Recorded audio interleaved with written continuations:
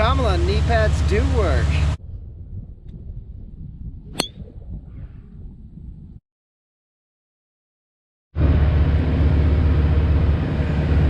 So we are officially doing a reset now. I forgot to shut my clock off last night. So, drove over to Hudson, Colorado out of Love's, and compared to where I was in Denver, where it was packed, and yeah, just utterly packed, and I had no Wi-Fi, I had no internet whatsoever, because I guess it was beside a military base, and they couldn't get any signal because the military base was blocking it or something like that. So I moved over here. I'm at Hudson, Colorado at the Love's store number 377. If you're on the road, this place is paradise, and this is what I mean. Look at that. And look at this parking spot. No neighbors to my right. So we're gonna do some maintenance issues today, and then tomorrow we're looking for a golf course, which I found one. It's about 10 minutes from here, so we're gonna unhook the truck and we're gonna go play around the golf. So it should be a good weekend of relaxing. And just got off the phone with my broker, and we're gonna start routing me back to Florida. So that'll be my 3 weeks on and then 1 week off. That's kind of my plan moving forward. All right, here we go. So I'm finally re-rolling my tarps. I had them just jammed back in there, poorly rolled. So we're just gonna lay them out on the trailer, make it a lot easier. And yes, I'm wearing knee pads. My buddy laughed at me down in Florida when we were working on a job because I had knee pads. 20 minutes later, we're both working. I'm having a good old time, and he's bitching and complaining because his knees hurt. So, and just go ahead and call me Kamala.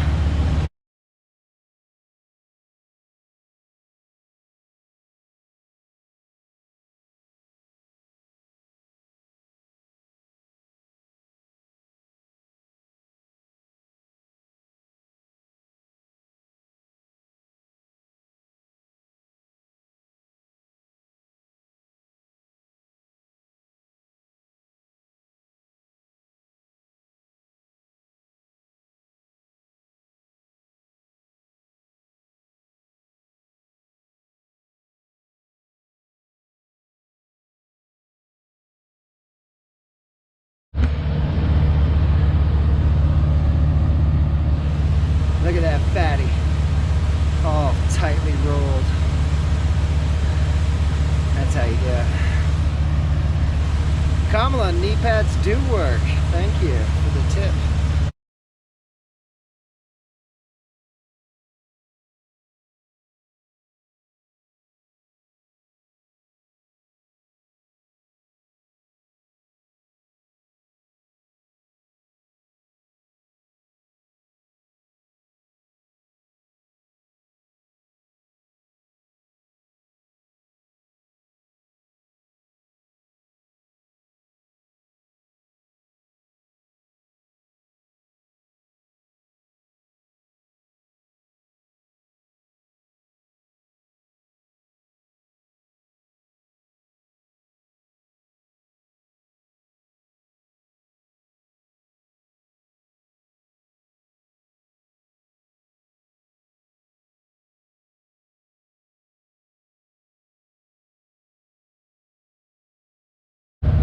So, see the pin? The guy before me never tightened down the locking nuts. Like, I bought this trailer for 11 grand, but I've spent like $9,000 to $10,000 fixing it, and there's still things messed up like this. So I'm just gonna take that apart, clean it up, get that pin through, make sure the locking nuts are in place, and have the ability to move in and out. So I'm gonna clean them up, WD-40 and all that. So yeah, I'm gonna unhook the trailer right now and start cleaning that up.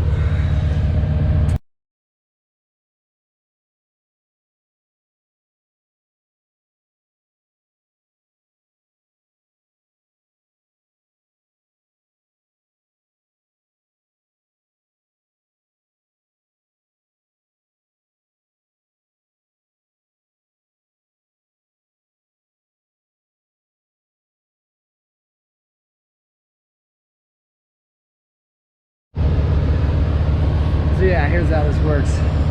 These lock the actual hitch in place, and if these are tight, it starts riding up against the frame.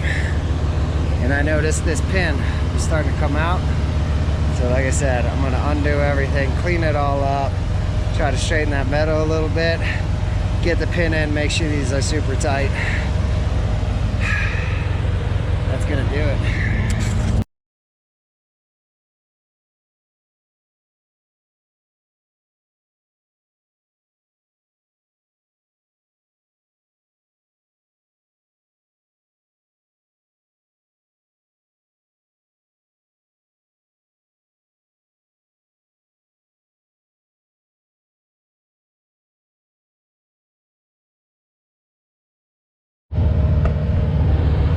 So yeah, the guy I bought it from was up north, and he ran it through a lot of, obviously, salt, wintertime stuff. So everything's rusted as shit. The locking bolts, they're all rusted. So I'm just gonna clean everything up with WD-40. The good news is the metal has not deteriorated nearly as bad. So I'm just gonna whack it with a hammer a couple of times, try to flatten that out, clean everything, and make sure those are tight before I put it back on. I just got WD-40 out here. I guess that's gonna do it.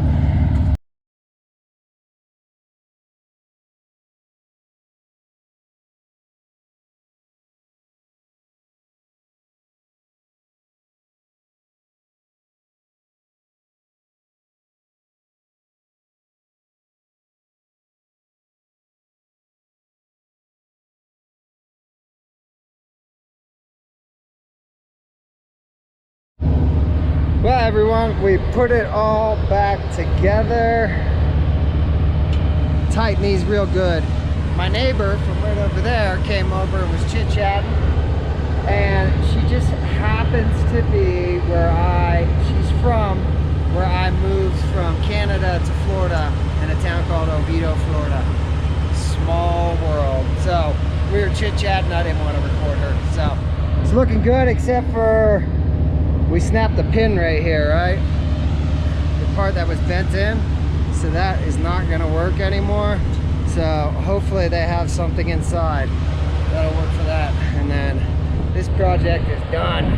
Oh, these bolts were actually pretty loose. So I just gave it the beans and gave everything I got. And that should be quite a bit better now. So, all right, well, that's that. Well, I think I can get used to this hotshot trucking thing, because here I am on a reset.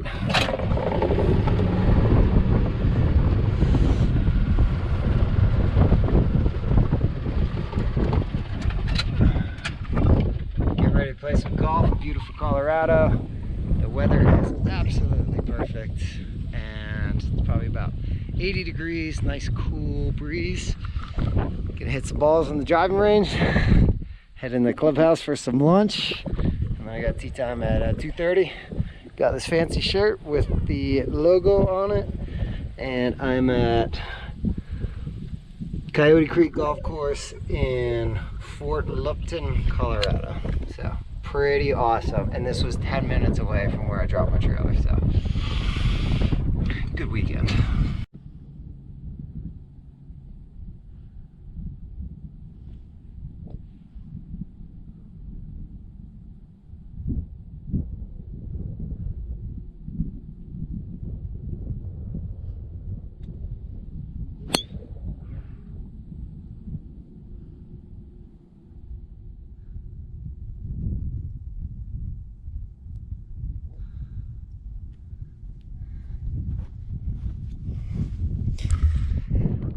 Since everyone wants to see the big dog eat, about $250 with the rental club, so I'll take it.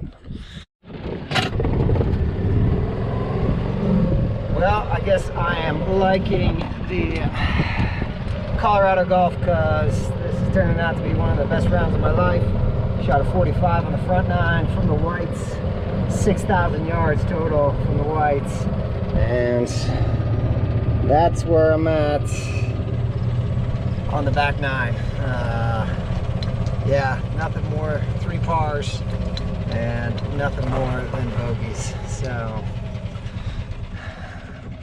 the sun is starting to play havoc, but it is cooling off.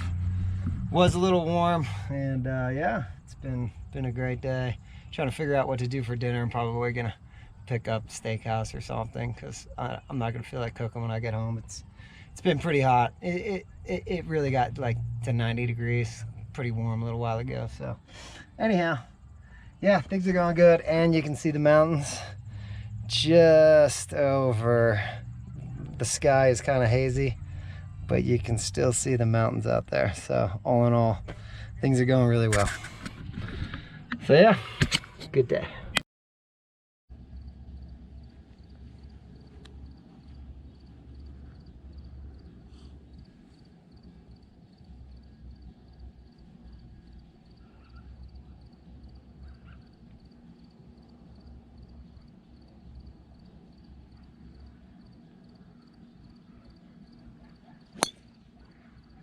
Shot. Thank you.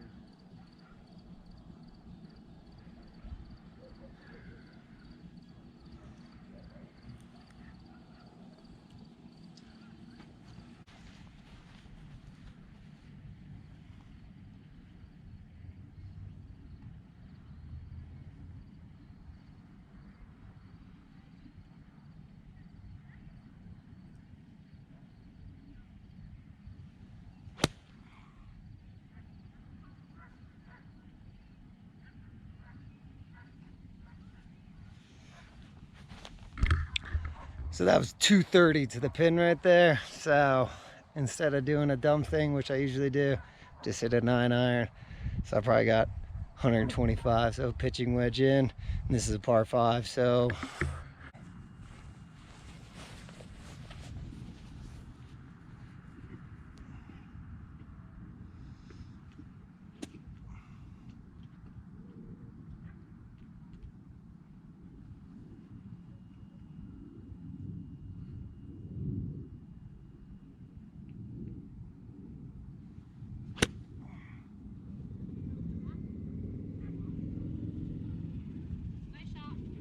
thank you. Like we said, putting for birdie.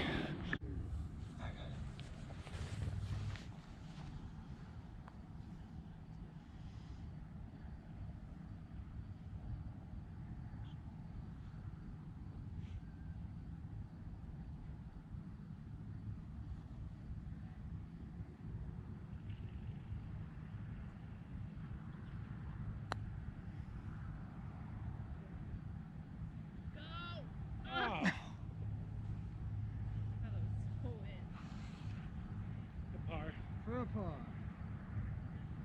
Not kidding, kiddo.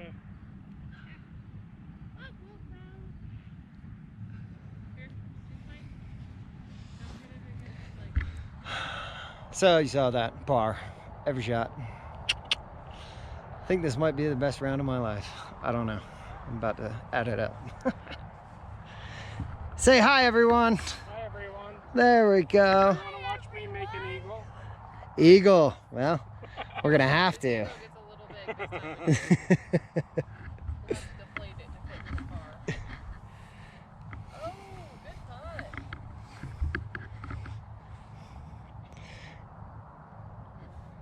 No.